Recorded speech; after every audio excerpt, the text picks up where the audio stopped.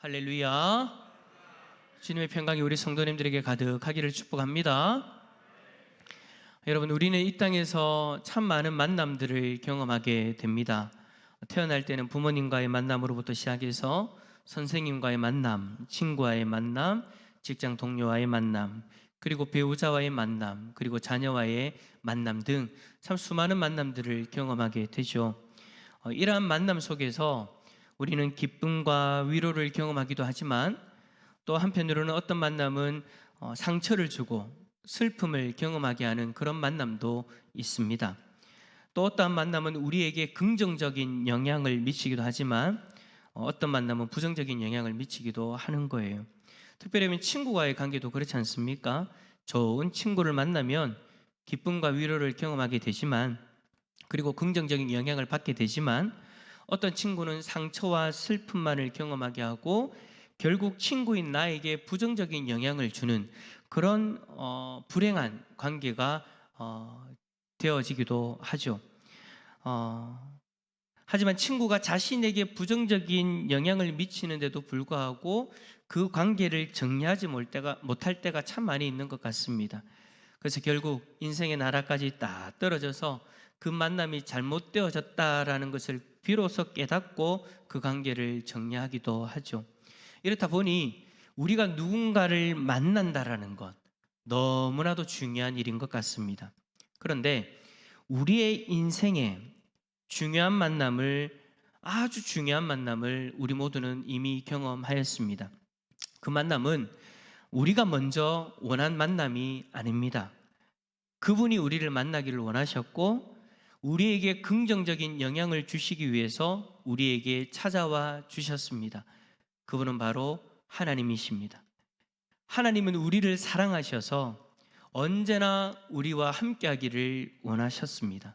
하지만 우리에게 있는 그 죄로 말미암아 하나님은 우리를 만나고 우리와 함께하는 그 모든 일들을 하실 수가 없게 되었어요. 그래서 그런 상황 가운데에서도 하나님은 포기하지 않으셨습니다. 우리를 만나기 위해 하나님은 자신의 독생자를 이 땅에 친히 보내어 주셨고, 그분의 생명을 십자가에서 내어 주심으로 말미암아 문제가 되어졌던 우리의 그 죄값을 대신 치루시기까지 하시죠. 이러한 희생을 치르면서까지 하나님은 우리를 만나기 원하셨습니다. 그런데도 참 안타깝게도 우리는 그 하나님을 계속해서 거부하며 살아왔었죠. 그래서 하나님은 우리에게 이제는 하나님의 마음이 담겨져 있는 말씀을 전해주시고 성령 하나님을 보내어 주셔서 우리에게 자신의 독생자를 믿을 수 있는 믿음을 선물로 주시기까지 했습니다. 이러한 하나님의 노력으로 말미암아 우리는 하나님을 만나게 되었고 하나님이 백성이 된 줄 믿습니다. 하나님과의 만남은 우리에게 그 어떤 축복보다도 더 크고 더 소중한 만남이 되어져 버렸어요. 하지만 우리는 여전히 이 땅 가운데에서 이리 치이고 저리 치이면서 하나님과의 그 소중한 만남에 집중하지 못할 때가 많은 것 같습니다. 어떨 때는 하나님을 생각하지도 않고, 어떨 때는 하나님을 피해서 죄를 지으려고까지 그렇게 하는 것이 우리들의 모습이더라라는 것이죠. 그런 우리인데도 하나님은 우리와의 만남을 포기하지 않으시고 여전히 우리에게 다가오시는 분이십니다. 바로 오늘 말씀처럼 말이죠. 우리가 읽은 본문의 말씀은 여러분들이 잘 아시는 야곱의 이야기입니다.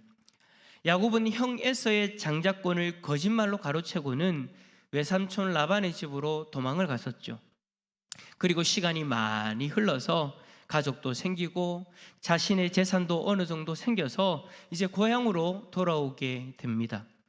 그런데 고향으로 돌아오게 될 때 야곱의 마음에는 큰 걱정이 하나 있었죠. 그 걱정이 뭡니까? 바로 형 에서입니다. 형 에서의 장자권을 빼앗아서 도망한 야곱이었기에 고향으로 돌아갔을 때 에서가 혹시나 자신을 해하려 하지는 않을까 하는 것이 걱정이었던 거예요. 그래서 그는 먼저 자신의 종들을 에서에게 보내었고 야곱 자신의 상황을 에서에게 전합니다. 그리고 에서로부터 은혜를 받기를 원한다. 무슨 말입니까? 살려달라. 좀 잘 봐달라. 옛날에 죄는 용서해주고 좀 이제는 동생을 좀 받아달라. 라는 그런 메시지를 이 종들에게 보내었죠. 전하게 되었죠. 하지만 그가 보내었던 종들이 돌아와서는 에서가 400명을 거느리고 야곱을 만나러 온다라는 그런 이야기를 하게 될 때 야곱의 마음은 심히 두렵고 답답함을 느끼게 되었다라고 그렇게 성경은 기록하고 있습니다. 그래서 야곱은 400명을 거느리고 자신에게 다가오는 그 에서가 자신을 공격할 것을 미리 대비하여서 먼저 자신과 동행하고 있는 자들과 양과 소와 낙타떼를 두 떼로 나누어 가지고 그렇게 조직을 구성합니다. 왜 그런가요? 혹여나 한 떼를 먼저 쳐서 나머지 떼가 살아날 수 있도록, 에서가 와서 공격을 하는데 한 떼를 먼저 치면 나머지 떼는 살 수 있으니까 그렇게라도 한번 해본 거예요. 그리고 나서 야곱이 기도합니다. 하나님께서 고향을 가라고 하셔서 고향으로 왔는데, 고향을 돌아가는데 에서로부터 자신을 하나님 지켜달라고 그렇게 기도하죠. 이 기도가 마치고 나서 어떻게 하는 줄 아십니까? 야곱은 여전히 불안합니다.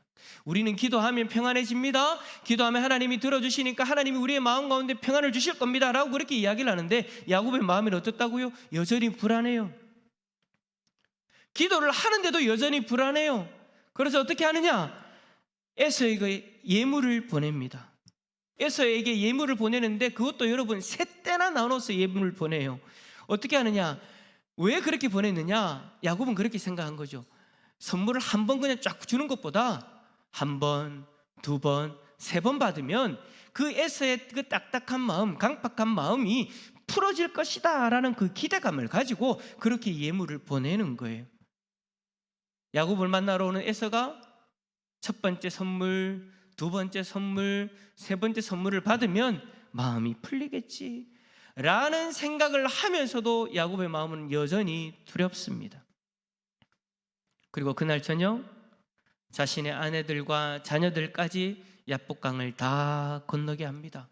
근데 여러분, 야곱은 그 야복강을 건너지 않아요. 그 답답한 마음 때문에 그 야복강을 건너지 않아요. 여러분, 이 야곱의 답답함과 두려움이 마음에 느껴지십니까? 아마 여기에 계신 분들 중에 상황은 다르지만 야곱이 경험하는 이 답답함과 두려움을 경험하고 계신 분들이 있을 거예요. 그런 분들이라면 오늘 이 야곱의 마음을 조금이라도 이해하실 수 있겠죠. 이런 고난을 당하시는 분들은 이런 생각을 하실 거예요.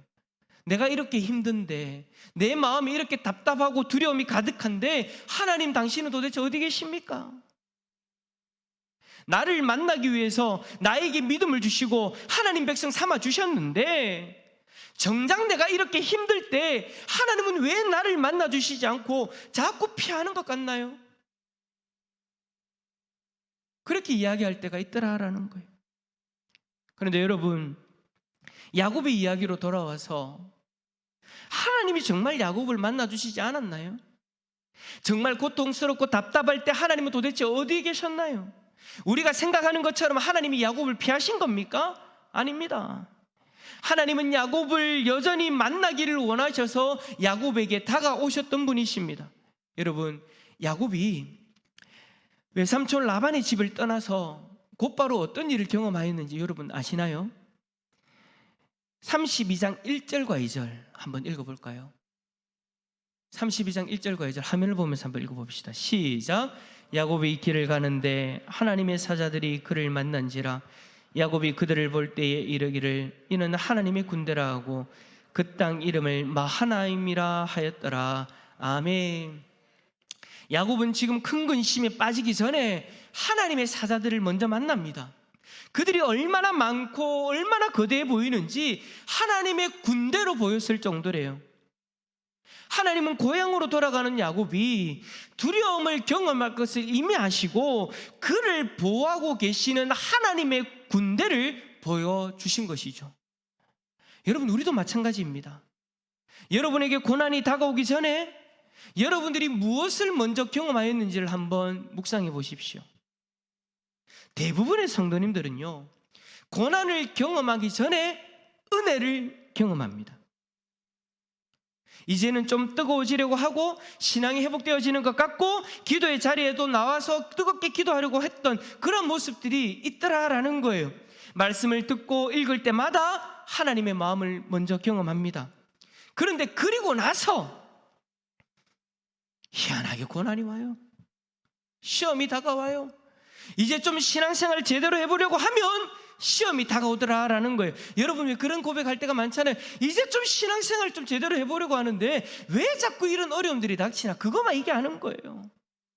그러한 일들이 다가올 때 근심에 빠지게 되죠. 여러분, 왜 그럴까요? 어떤 분들은 내가 제대로 신앙생활을 하려고 할 때마다 이런 일이 생기는 거 보니 나는 신앙생활하고 거리가 먼갑다 라고 그렇게 생각하시는 분들이 있어요. 근데 여러분, 그거 아니에요.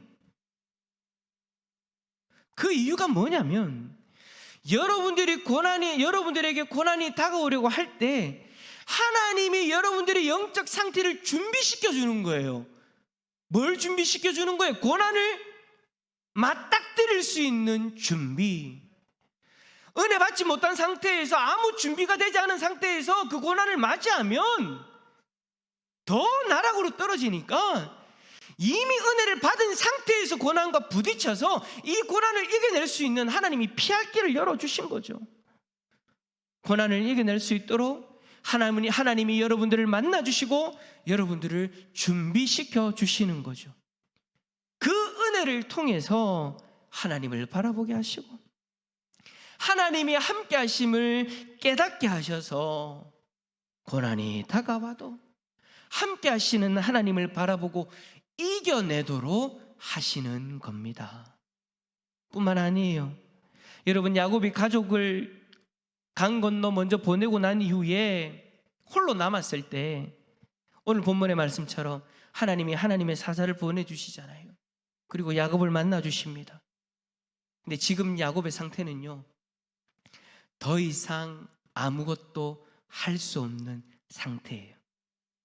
더 이상 아무것도 할 수 없는 고난의 저 끝자락에서 하나님이 야곱을 만나 주십니다.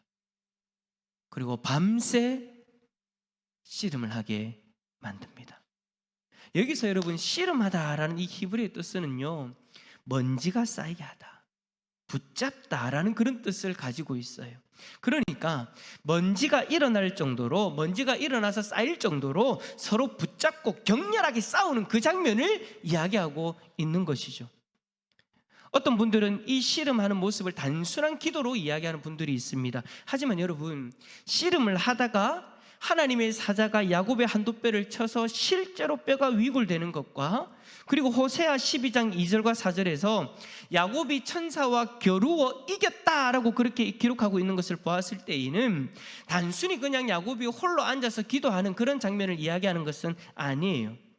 분명 야곱은 하나님의 사자와 육체적 접촉이 있는 씨름을 하였습니다.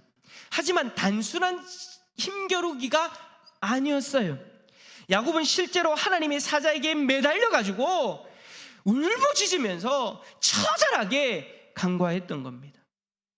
형 에서로부터 자신의 가족을 지켜달라고, 자신의 식솔들을 지켜달라고, 살려달라고 울부짖으면서 천사를 붙잡고 밤새 그렇게 씨름을 하였던 거예요. 어느 정도로요? 하나님의 사자가 포기할 정도로 그렇게 매달려서 기도하게 되는 거예요.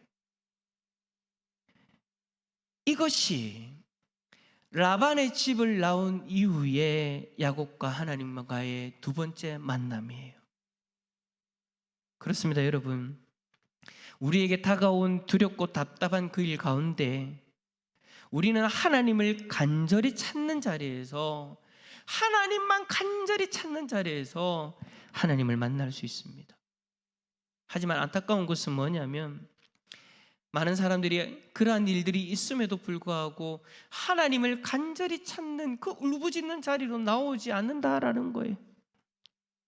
야곱이 가족들을 보내고 왜 홀로 남았을까요? 자신만 살려고요? 아니라는 거예요.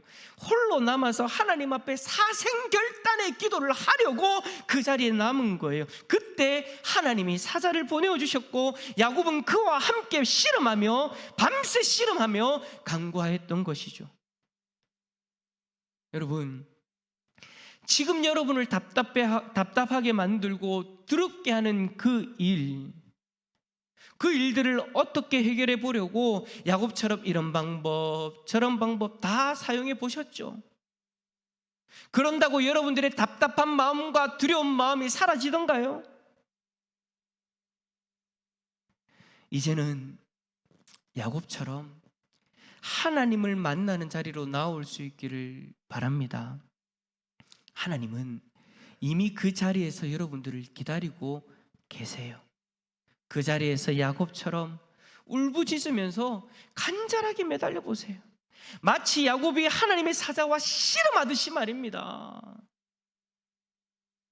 그 간절함을 하나님 앞에 토로해 보시라고요. 야곱은요, 이렇게 하나님을 만남을 통해서 놀라운 변화를 경험합니다. 야곱이 하나님의 사자에게 자신을 축복하여 달라고 그렇게 부탁을 했죠. 그때 하나님의 사자가 뭐라고 얘기했습니까? 뭐라고 축복했습니까? 야곱은 솔직히 하나님의 사자에게 자신을 축복해달라고 했을 때 에서로부터 보호하는 그런 이야기를 듣기를 원했을 거예요. 근데 여러분, 하나님의 사자는 전혀 엉뚱한 이야기를 하죠. 28절 말씀 읽어봅시다. 28절입니다. 시작. 그가 이르되 내 이름을 다시는 야곱이라 부를 것이 아니요 이스라엘이라 부를 것이니 이는 네가 하나님과 및 사람들과 겨루어 이겼음이니라. 아멘. 하나님의 사자는 먼저 야곱의 이름을 물어봅니다. 여러분, 야곱의 이름을 몰라서 물어볼까요? 아니에요. 하나님의 사자도 야곱의 이름을 알아요. 그리고 그 야곱의 이름의 뜻도 알죠. 여러분, 야곱이라는 이름의 뜻이 뭡니까? 속이는 자, 빼앗는 자, 발 뒤꿈치를 잡는 자, 아주 비열한 이름의 뜻입니다. 그 이름을 먼저 고백하고 하게 하신 이후에 그 이름을 어떻게 하시나요? 바꿔주십니다. 어떻게 해요? 이스라엘이라고. 이스라엘이라는 이름의 뜻은 하나님과 겨루어 이긴 자라고 그렇게 대부분 이야기합니다. 하지만 여러분, 하나님을 이긴 자는 현실 속에서는 없어요. 야곱도 하나님을 이길 수 있는 존재는 아니에요. 그렇다면 여러분, 우리는 이 이름의 뜻을 어떻게 보아야 될까요? 대부분의 학자들은 하나님과 더불어 싸운 자다라고 그렇게 해석을 합니다. 지금까지 야곱은 인간적인 계략으로 자신의 머리로 자신 앞에 와 있는 그 고난과 홀로 싸웠어요. 자신이 할 수 있는 방법대로 해본 거예요. 때를 나눠보기도 하고 선물을 보내보기도 하고 사람을 먼저 보내보기도 하고 자신이 할 수 있는 인간적인 계략을 가지고 그렇게 홀로 싸워왔어요. 하지만 앞으로는 하나님과 더불어 싸우는 자가 되어진다라는 것을 오늘 하나님의 사자가 이야기하고 있는 거예요. 할렐루야. 이 이름은 이제 우리에게도 주어졌습니다. 우리는 예수 그리스도를 믿음으로 말미암아 영적 이스라엘인 하나님이 백성이 된 줄 믿습니다. 이제 우리는 홀로 싸우는 자가 아니에요. 홀로 인간적인 계략으로 이 땅 가운데 살아가는 사람들이 아니라는 거예요. 우리는 하나님과 더불어 싸우는 자로서 살아가는 줄 믿습니다. 그런데 아직도 야곱처럼 인간적인 계략으로 이 세상을 살아가려고 하는 그런 모습들이 우리들 가운데 많이 있죠. 그래서 하나님은 지금 우리를 힘들게 하는 이 여러 일들 속에서 우리를 만나 주심으로 우리를 변화시켜 주시기를 원하십니다. 어떻게 해요? 이제는 하나님과 더불어 싸우는 사람으로, 그 모습으로 변화시켜 주시기를 원하신다라는 거예요. 두렵고 답답한 일이 오기 전에 우리와 함께 하시는 하나님을 만나게 하시고 울부짖는 자리에서 우리를 만나 주심으로 하나님과 더불어 싸우는 사람으로 변화시켜 주시는 거예요. 여러분 보세요. 야곱이 인간적인 계략을 포기하지 않고 자신의 문제를 해결해 달라고 기도했잖아요.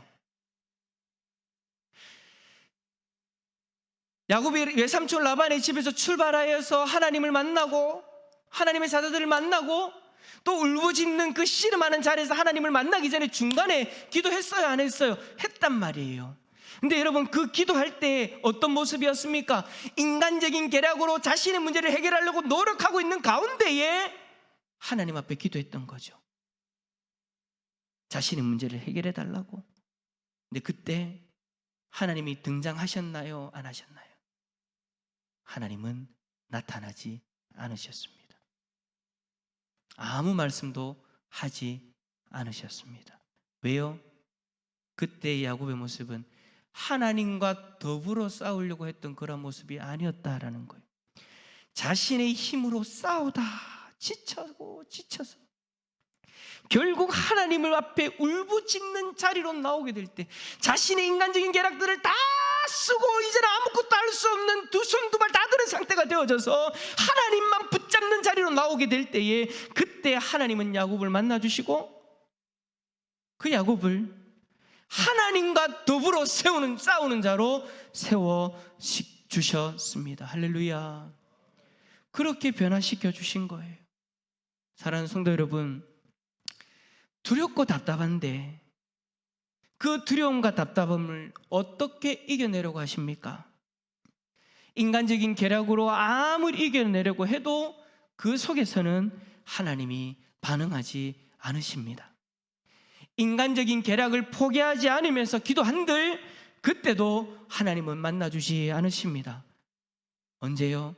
결국 인간적인 계략을 다 내려놓고 하나님만 바라볼 때, 하나님만 찾을 때, 하나님께만 매달릴 때, 그때 하나님은 여러분들을 만나주시는 줄 믿습니다. 그 모습이 바로 하나님과 더불어 싸우는 자의 모습의 시작이기 때문이에요. 하나님은 우리를 한 번도 떠난 적이 없으십니다. 두렵고 답답한 일이 다가오기 전에도 여러분들을 만나주셨고요, 지금도 우리를 만나기를 원하시고요, 앞으로도 우리를 만나기를 원하시는 분입니다. 하지만 지금 우리가 하나님과 더불어 싸우진 않는 모습이라면 그 모든 인간적인 계략들을 다 내려놓을 때까지 하나님은 기다리시는 거예요. 그 모든 것들을 다 내려놓아야 됩니다. 이제 하나님은 우리의 손에 들고 있는 그 모든 계략들을 내려놓기를 원하세요. 하나님 제외하고 하나님과는 상관없는 그 생각들, 그 방법들, 그 모든 것들을 내려놓기를 원하신다라는 거예요.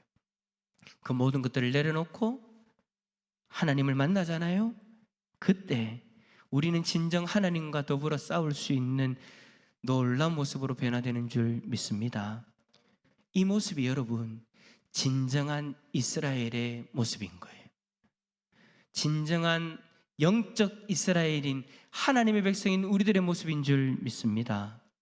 하나님과 더불어 싸우는 자, 이 놀라운 만남과 변화가 우리 모든 성도님들에게 일어날 수 있기를 예수 그리스도 이름으로 축원합니다.